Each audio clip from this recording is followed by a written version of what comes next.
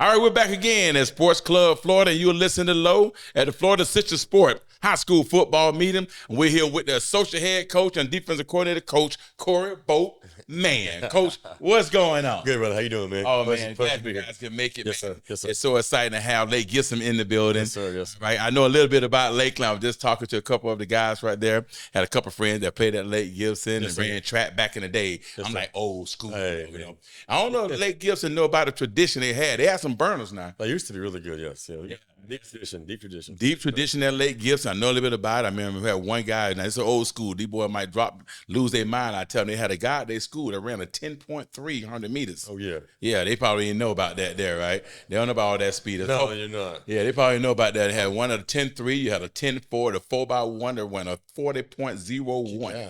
Football team. Is he still eligible? Can I get him Yeah, back? we didn't bring them Can back. I get him back? Yeah, but we had a big boy, man. We called him Goo, man. He Goo. would run that thing. I He like was that. running back, 6 feet, about 200 pounds, ran a 4.4. He was a man, went to the NFL. That's about unheard of back then, too. Yeah. So that's a tradition at Lake Sure, Gibson. yes, sir. Yes, And I'm sir. quite sure the tradition is still going. It is, yes, sir. Yes, sir. We're trying to keep it going, trying to get it back to what it used to be as far as changing the culture and getting back to being a hard-nosed football team and being very competitive each and every year. Yeah. Yes, sir. Yes, sir. I know, man, a couple of times, man, seeing them in the playoff, went and watch them play, and that mean had a great years and years, and then, so a lot of things changed, a lot of things go a different direction, but I'm quite sure you guys got some plans over there this year. Last year, how did you fare it up last year first? Well, this is my 9th week being there, so I came in new. But last year, I think the biggest issue was being in a lot of close games and just not completing the game and finishing it, being in the third, fourth quarter, losing the game by 7 when you're tied, or when you're up by 3, losing by 4. So just being able to play a full quarters and complete a game and where you don't lose those ones you should have won. So I think there was 3 or 4 of those where it could have went the other way in the last 5 minutes. Right, but a lot of times that's an eye opener. A lot of times too. 100%. When Yes, you get sir. in the game, and a lot of times you've been walking to the game. I know I'm better than this team. We're going to beat this team. Right. All of a sudden, they fight you back, and down at the 100%. very end, and you're about to win, and somehow you let it slip away by Right. 3 or 4 points. 100%. Then you're like, oh man, what just happened? Right, or those games you shouldn't be in them and you're in them anyways. You've done so well so far, and you get to that last 3 or 4 minute clutch mark instead of just being able to finish it. You think things let up, and a little bit of adversity hits, and kids that aren't trained how to win just yet, let that thing slip in and they lose, right? So it's all about teaching kids really how to win, how to finish games. That's the biggest thing we're going to have to get through. Well, I mean, you got to think about it too. They got to build on something. Yes, sir. Right? Absolutely. I even tell the guys, say, you know what? I remember team win a state championship, right? And they still got to build on something. 100%. I got Right. to. If not, you're become mediocre. Right? Yeah, And no then- mediocre, right? No complacency. Yeah. Right. Because in life, you have to go forward or go backwards. There's no in between. I heard that there. So now that you're here at Lake Gibson, Coach, say you got a different mindset now. Sure, yes, They sir. got something to build on. They understand what they did last year. They know they had a potential to be great, potential to be a state champion, be the best team in Right. Lakeland. That's I mean, it's just what it is. I mean, anything is possible.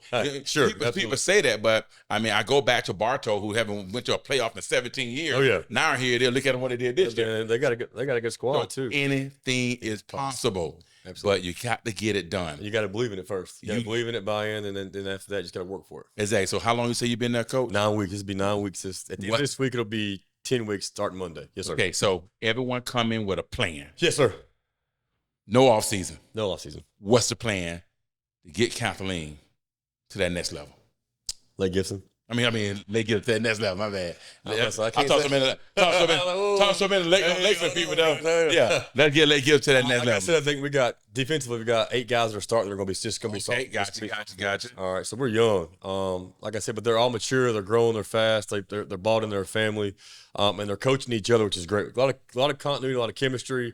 And we're trying to get back in the old brand of being tough nose, hard nose, and for defense, we're gonna be fast and physical. I want to get there in a hurry. I want to hit you. I want to make you pay for it, make you earn it. We're who we are. We're not going to go away. And I think at the end of the day, just doing that will help us carry our tradition back to what it used to be. And we brought a new scheme to defensively. We're 3-4, 4-2-5. We'll come from everywhere, different fronts, multiple stunts, combo coverages across the board are the same. We're trying to be complex, but also I'm making it very simple where it's one word, it's not a ton of lingo, and the kids know what's going on, and we teach them in the classroom, and, film, visuals, walkthroughs every day. So now they've started to really grasp the concepts, and those guys are coaching each other more so than I'm having to coach them. Right. Now, did I hear you say you got 8 guys coming back? 8 guys starting. They're just going to be sophomores. I only got 3 guys coming back. Woof. That's right.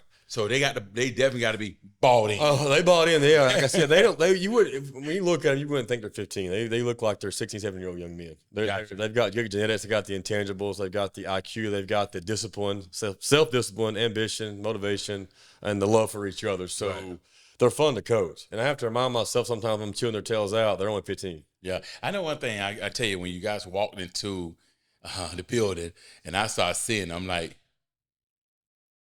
them guys right there. They got some looking dudes. Them guys. They look the part. They do. Got the tools. Sure. Got the size. Yes, sir. Them guys. Those guys are special. So all we got to do now is put it together. Put it together.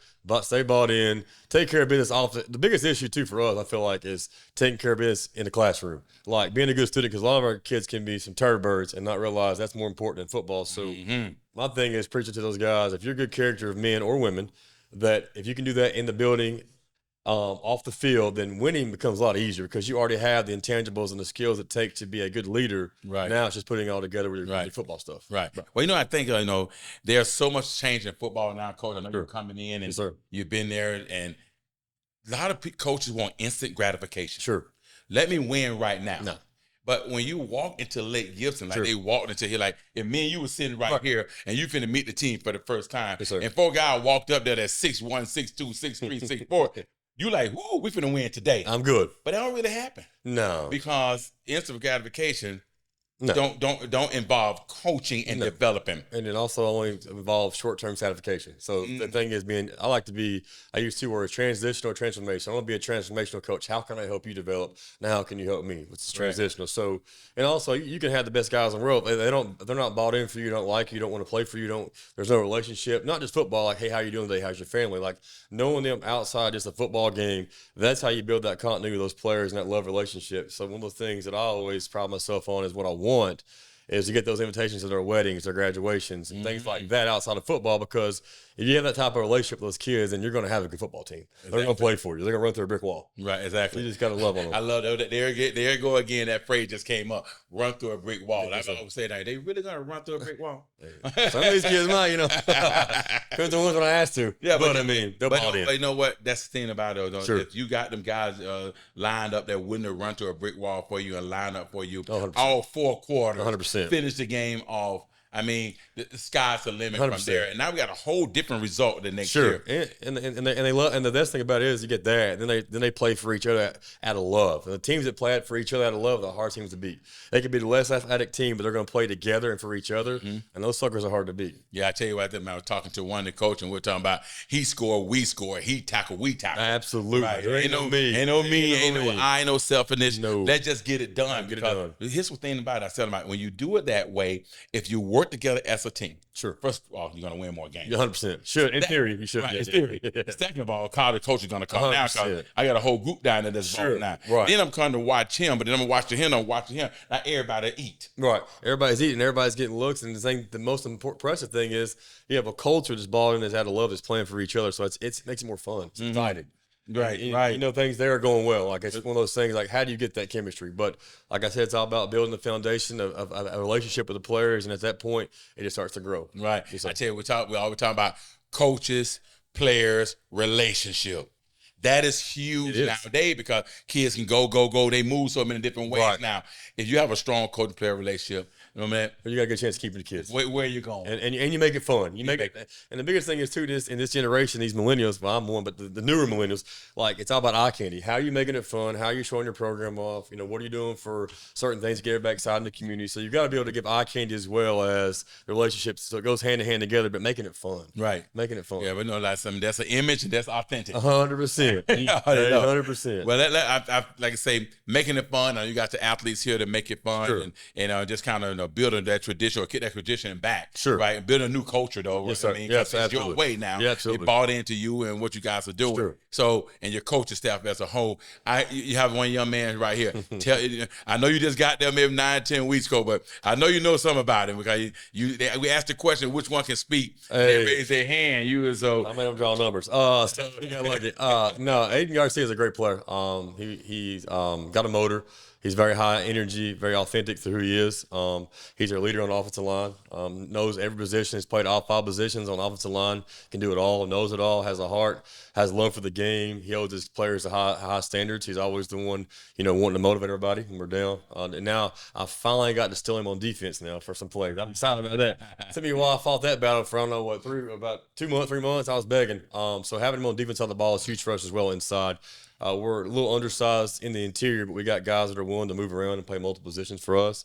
But having a guy like him that can anchor down sometimes, along with Al Stapleton, and we got guys like Jasper Hobble really willing to play inside, outside. So for me, that's huge. But he does it all for us, and he gives us all every day. So all right, cool. Well, now I will tell you this: come on up. Be careful. You got to limit how much you can talk. He'll be going for 45 minutes. No, they'll cut me off because I talk too much too. I don't got in trouble about 10 times today. All right, we have one of the trenches that's sitting right here about me from Lake Gibson right now. Coach just says a lot of great things about him, talk about how he moved inside, outside, then put him on the other side. These just the trenches. I mean, it's so interesting because someone said, I got an O-line, I got a D-line, or if I got a wide receiver DB, they call him an athlete. What they call an O-line, D-line? An athlete. Okay. An athlete.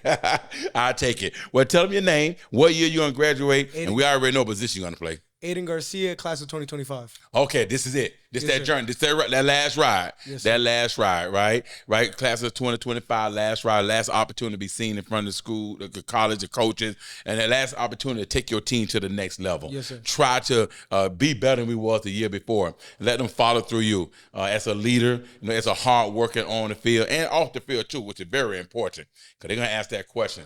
But now you at O-line and D-line, strong in the trenches. Tell us a little bit about that there. I love it. I love the contact. I love just the adrenaline you get whenever you get in that 3-point stance, you get adjusted, and you just run through somebody. I don't know. I love it. Yeah, right. So you just like putting it on and bring that Yes, sir. hat to hat. Yes, sir. Right? You know what I mean? Like a lot of wide receiving DB, they want to get pick six and throw a touchdown. Yes, sir. But ain't nothing can be done without the trenches. Yes, sir. Right? That's why I tell them the wide receiver kept a touchdown. I'm like, he score, we score. He tackle, Of course. we tackle. That's the mindset there. Okay, nothing can be done without you guys from there. But that's good. All right, you do your part, but can't be done without everyone else. Yes, sir. That's why I just trust in my brother next to me that they're gonna do their part. Mm-hmm. They can't run the ball, can't throw the ball, can't catch the ball, but I know I can block. There it is. That's that team. That's the team mentality right there. Yes, sir. I'm about to put that quote in the wiki. I like. Make sure to put my name next to it. Yeah, I'll put your name at the bottom, right? I'm about to put it on a T-shirt. We'll make some money. Yeah. Well, listen, man, you got some great looking players there with you. They walked in here with their chest up, shoulders back. Tell me who you got with you. I didn't want to know who them guys over there. I got Mel with me, Mel Joseph, dog DN playing outside linebacker. Martavius McCall, best safety in Polk County. He's gonna get it done for you every time. Jasper Hebel, he's gonna set that edge. He's gonna make sure someone is on their butt, especially when he's playing offense. Yeah, right. So just think about what you guys got. You got 3-4 tall guys right here, and then in the back, he hiding in the back there. Who's that guy number 7? That guy, he's Oh, I didn't even get to see him because he was hiding in the back. Derek McBride, he is a weapon on the offense, the defense. He is a key factor on our team. So think about what you just said. You just named guys and you gave them great accolades, right? So it's already expectation that we're going to win this right here. We got it. We got the team. Yes, right? sir. But athletic is one thing, but team unity, camaraderie is another thing. What are we doing at Lake Gibson to keep that team together and that bond together so we can go ahead and get ourselves to the state championship? Yes, sir.